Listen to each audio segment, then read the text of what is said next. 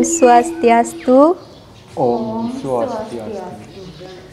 Umat Hindu dimanapun berada, kembali lagi bersama saya, Ida Ayu Mas Putri Andini, dalam program Taksu, Tutur Agama dan Kerukunan melalui Suluh Umat. Program Taksu ini adalah program penyuluhan agama Hindu yang diselenggarakan oleh penyelenggara agama Hindu Kabupaten Luhuk Timur bekerja sama dengan Pokjaluh Agama Hindu Kabupaten Luhuk Timur guna menyukseskan kinerja dari penyuluh agama Hindu Kabupaten Luhuk Timur di masa pandemi seperti sekarang ini. Umat Hindu dimanapun berada, pada kesempatan kali ini kita akan membahas mengenai makna daripada Yadnya Sesa atau yang lebih kita kenal dengan Banten Saiban. Tentunya pada kesempatan kali ini saya sudah ditemani oleh dua orang narasumber kita. Sebelum saya melanjutkan ke acara bincang-bincang kita, saya akan sapa terlebih dahulu kedua narasumber kita. Yang pertama ada Bapak Imade Sudiana. Om Swastiastu Pak, Punapi Gatra. Oke, sehat nggih. Selanjutnya narasumber kita yang kedua ada Mbok Putu Ayu Rudani. Om Swastiastu Mbok, Punapi Gatra. Becik nggih. Oke. Umat Hindu dimanapun berada, berbicara mengenai yadnya, tentu sangat luas sekali cakupannya. Yadnya di sini bukan hanya yang kita lakukan pada waktu-waktu yang sudah kita tentukan saja, namun kita juga laksanakan setiap hari. Yang salah satunya yaitu Yadnya Sesa atau Banten Saiban. Untuk membahas lebih detail lagi mengenai Yadnya Sesa ini, saya sudah ditemani oleh Pak Made yang akan membahas mengenai tujuan dan makna daripada Yadnya Sesa ini. Baik Pak, seperti yang kita ketahui di dalam agama Hindu, Yadnya Sesa atau Banten Saiban ini adalah yadnya yang kita lakukan setiap hari setelah selesai memasak di dapur dan sebelum kita menikmati hidangan tersebut atau makanan tersebut nih Pak. Pertanyaannya, apa sih sebenarnya tujuan dan makna kita melaksanakan atau menghaturkan Banten Saiban tersebut? Ya, baik sekali pertanyaannya dari Mas.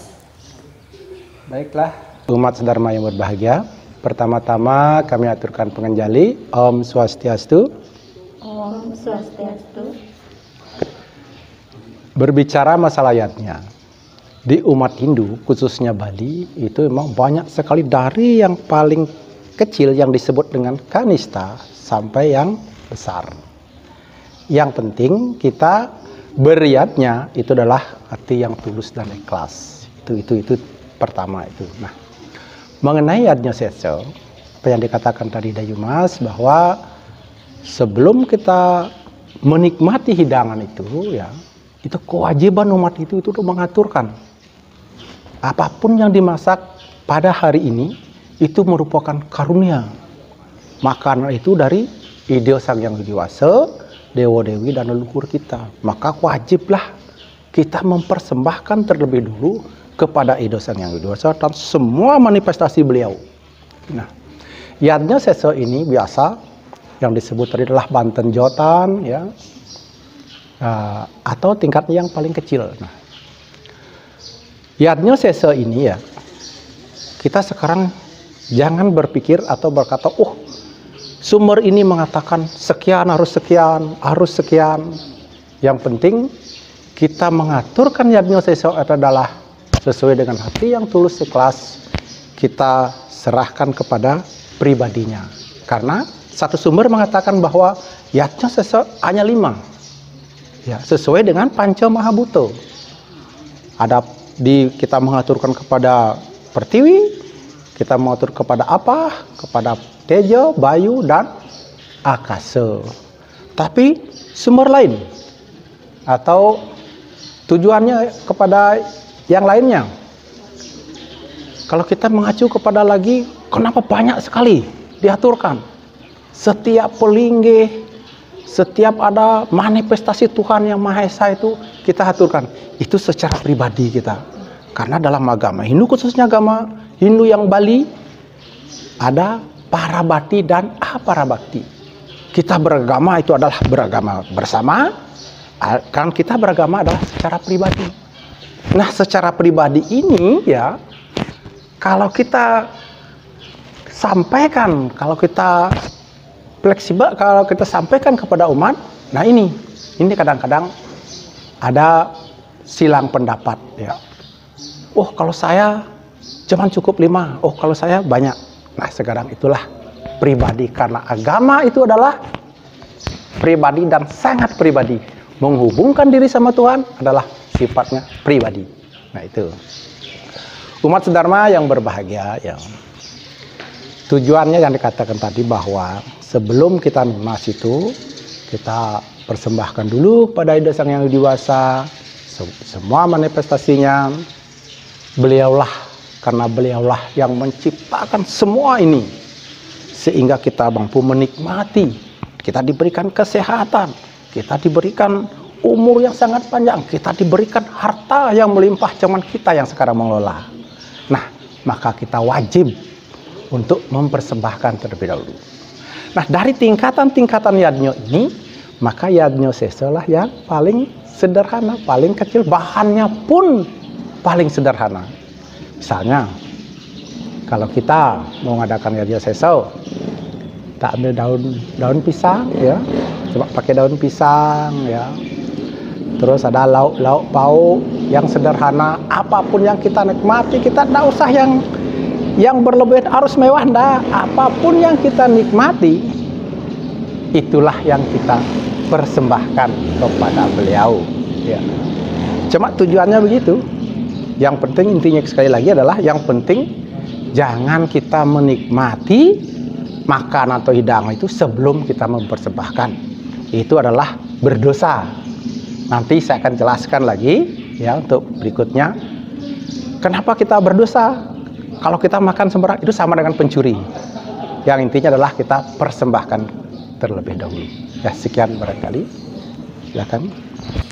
Baik, itulah tadi penjelasan dari pemaparan dari Pak Made, sangat-sangat detail sekali dan tentunya sangat menarik sekali untuk kita bahas, kita kupas lebih dalam lagi mengenai Yadnya Sesa atau Banten Saiban ini. Baik, menyambung lagi dari pemaparan Pak Made, Mbok Putu. Jadi seperti apa yang sudah dijelaskan Pak Made, bahwasanya Yadnya Sesa atau Banten Saiban yang kita lakukan ini merupakan sebagian kecil dari apa yang telah kita masak, baik itu nasi, sayur, lauk pauk, maupun garam. Kemudian pertanyaannya, kepada siapa kita harus menghaturkan Banten Saiban tersebut? Apakah kepada Ida Sang Yang Widi Wasa beserta manifestasinya, ataukah kepada para buta kala? Ya, silahkan waktu. Oke, pertanyaan yang sangat super Ibu Dayu. Yang awali dengan mengaturkan pangganjali umat, Om Swastiastu.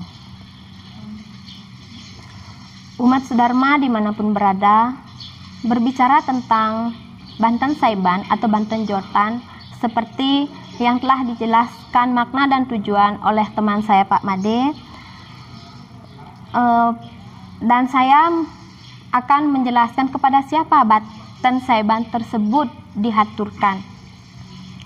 Nah, mengulas kembali, Banten Saiban merupakan Banten yang sangat sederhana, yang diisikan sedikit nasi, garam, dan lauk pauk.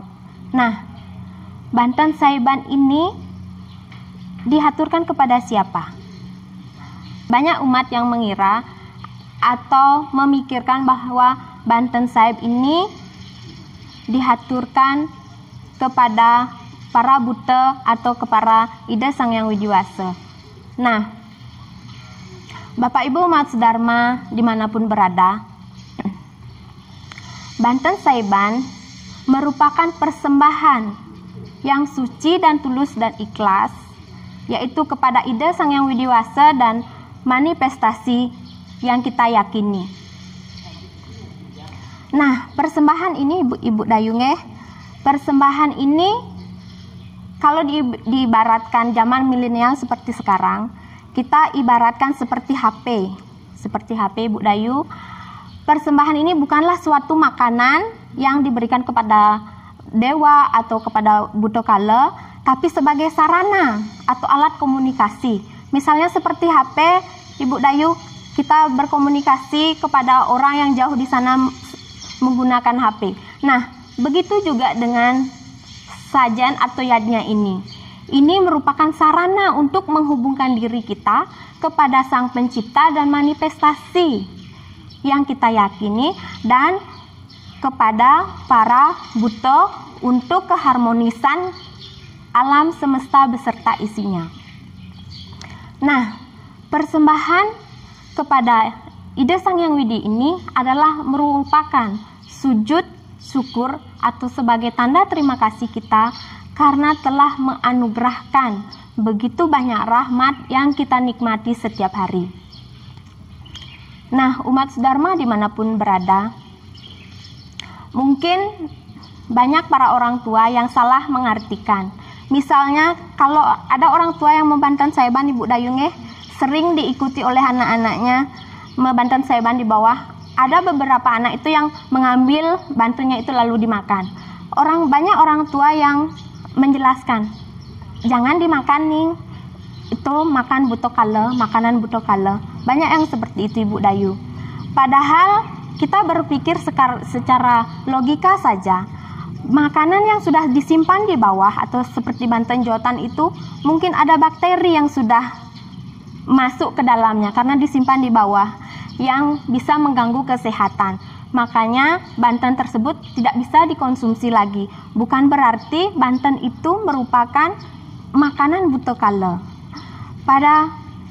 Jadi dapat saya simpulkan bahwa banten saiban itu merupakan persembahan atau sarana kita untuk menghubungkan diri kepada ide Sang Hyang Widi Wasa berserta manifestasinya dan kepada buto kala untuk keharmonisan jagat raya ini. Jadi banten saiban sangat penting kita lakukan setiap hari setelah kita masak dan sebelum kita makan. Mungkin itu dulu penjelasan dari Tiang Ibu Dayung ya. Mungkin nanti Tiang sambung lagi. Ya, terima kasih. Itulah tadi pemaparan dari Mbok Putu bahwasanya yadnya sesa itu patut kita haturkan setiap hari. Kenapa? Karena dengan beryadnya sesa, dengan membanten saiban, berarti kita menghubungkan diri ke hadapan ide Sang Hyang Widi Wasa. Dan juga kita tak lupa menghaturkannya juga kepada para buto kala. Kenapa? Karena agar kehidupan kita ini selalu harmonis. Baik, Mbak Putu, saya lanjut lagi ke pertanyaan selanjutnya. Bahwasanya bahwa yadnya sesa ini seperti yang Mbak Putu tadi katakan, diperuntukkan ke hadapan ide Sang Hyang Widi Wasa dan juga kepada para buta kala. Nah, di sini saya juga melihat fenomena di masyarakat, Mbak Tu. Seringkali juga saya melihat bahwa sebagian masyarakat juga ada ketika melaksanakan atau menghaturkan banten saiban itu diletakkan di sor atau di bawah pelinggih. Nah, kemudian itu menjadi pertanyaan saya, sebenarnya di mana sih tempat yang tepat kita menghaturkan banten saiban? Seperti yang Mbok Putu tadi jelaskan bahwa kita juga mempersembahkan banten saiban juga ke hadapan ide Sang Hyang Widi. Tapi kenapa diletakkan di bawah seperti itu? Nah, yang menjadi pertanyaan saya, di mana saja kita harus menghaturkan banten saiban tersebut? Apakah hanya di pelinggih atau ada lagi tempat yang lainnya, Mbok? Nggih, yang sambung lagi nih Ibu Dayu. Berbicara tentang mana yang lebih tepat, mana yang lebih benar, kita tidak bisa menyimpulkan Ibu Dayu dari sumber mana yang itu yang bagus, itu yang tidak tepat, itu yang salah. Kita sebagai umat beragama Hindu, apalagi agama Hindu itu fleksibel Ibu Dayu. Seperti yang Pak Made tadi jelaskan bahwa yang penting kita merasakan, ada rasa seperti itu. Nah, berbicara tadi mengenai banten saiban, di mana tepatnya? Kenapa disor? Mengapa banten saiban itu disor? Karena banten saiban bersifat nitya atau sederhana. Makanya kita membanten atau menghaturkannya disor. Nah, dari sumber-sumber yang telah ada bahwa tempat mengaturkan Banten Saiban itu menurut Sarasa Muscaya, yaitu bagian dari Panca Mahabhuta, ada 5 tempatnya Ibu Dayu. Mungkin tadi Pak Made sudah sebutkan, yaitu Pertiwi. Pertiwi itu di areal pekarangan, di Leboh, di depan rumah, di depan pintu masuk, itu termasuk Pertiwi. Yang kedua yaitu Apah. Apah itu dari air. Kita bisa Banten Saiban di sumur, di tempat air minum. Yang ketiga itu Teja. Teja itu panas, Ibu Dayung ya. Itu berarti kita mengaturkan Banten Saiban di tungku atau di kompor. Yang keempat itu Bayu. Bayu yang dimaksud di sini itu sumber tenaga, Ibu Dayu. Sumber tenaga itu ada pada makanan yaitu nasi, yaitu dan beras. Nah, selainnya yaitu Akasa, yaitu pelangkiran dan pelinggih-pelinggih. Itu sumber dari Sarasa Muscaya.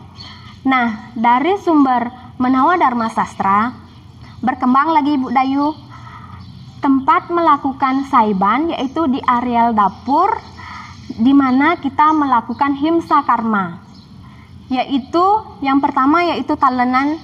Talenan ini merupakan tempat kita mencincang daging walaupun itu berupa bangkai, tapi sebelum menjadi bangkai adalah makhluk hidup. Kita melakukannya di talenan. Yang kedua disapu, lesung, batu asahan atau sangian, dalam bahasa Balinya sangian.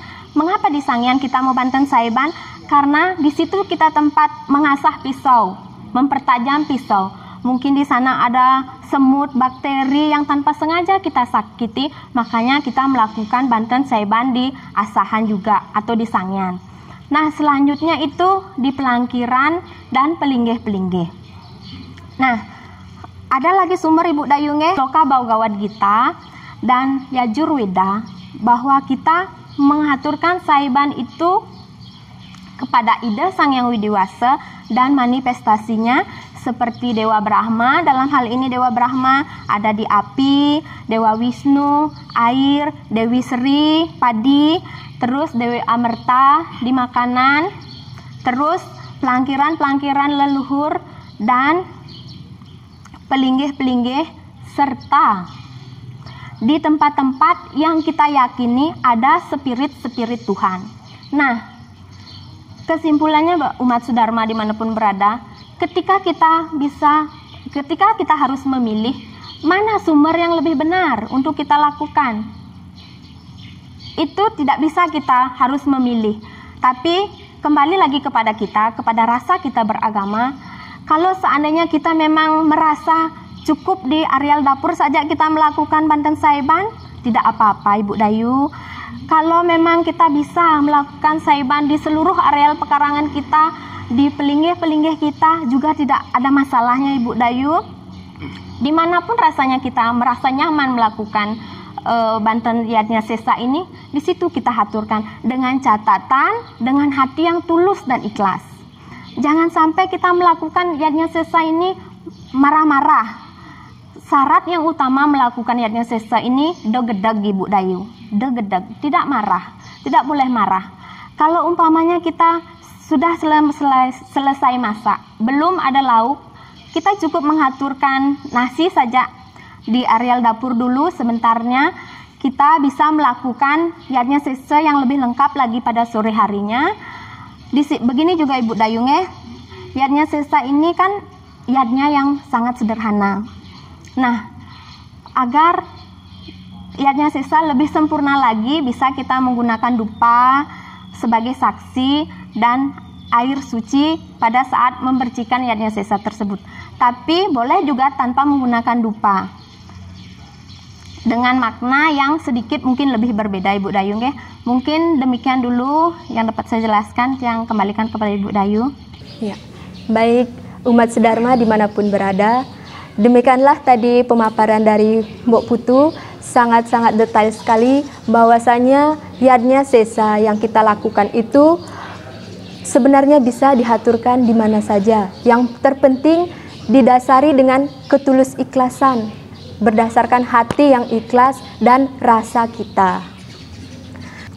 Baik, umat Hindu dimanapun berada, kita sampai di sesi akhir yang mana dari bincang-bincang kita ini pada kesempatan ini dapat saya simpulkan bahwa yadnya sesa atau Banten Saiban ini merupakan yadnya yang tergolong secara nitya karma, yang mana kita lakukan dengan rasa yang tulus ikhlas tanpa mengharapkan apapun.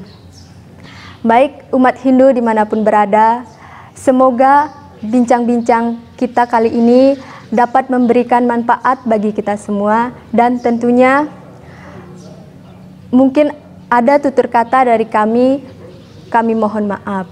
Dan tak lupa juga saya mengucapkan terima kasih kepada Bapak PHDI Desa Kerturaharjo karena telah memberikan izin dalam penggunaan tempat ini, dan juga kepada Bapak Bendesa Adat Desa Kayangan 3 karena telah memberikan izin dan memfasilitasi kami. Dan saya tutup acara taksu pada kali ini dengan ucapan Loka Samesta Sukhino Bhavantu. Om Santi Santi Santi Om.